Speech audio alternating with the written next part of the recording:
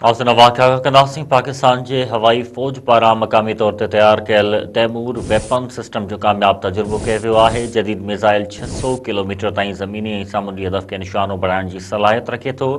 ISPR जो चवणु आहे त तैमूर मिज़ाइल दुश्मन जे एयर ऐं मिज़ाइल सिस्टम खे चकमो ॾियण में बि असराइतो आहे।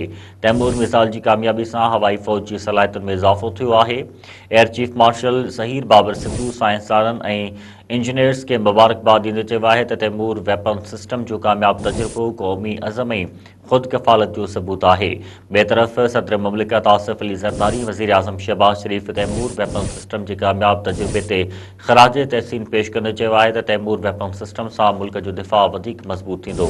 अवां खे हिकु ॿीहर आगाह कयो पिया। पाकिस्तान जी हवाई फ़ौज पारां मक़ामी सतह ते तैयार कयल तैमूर वेपन सिस्टम जो कामयाब तजुर्बो कयो वियो आहे।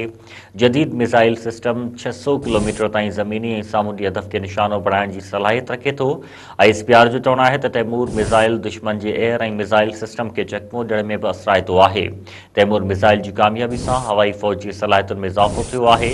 एयर चीफ मार्शल ज़हीर बाबर सिद्धू साइंसदाननि ऐं इंजीनियर्स खे मुबारकबाद ॾींदे चयो आहे त तैमूर वेपन सिस्टम जो कामयाब तजुर्बो क़ौमी अज़म ऐं ख़ुद किफ़ालत जो सबूत आहे।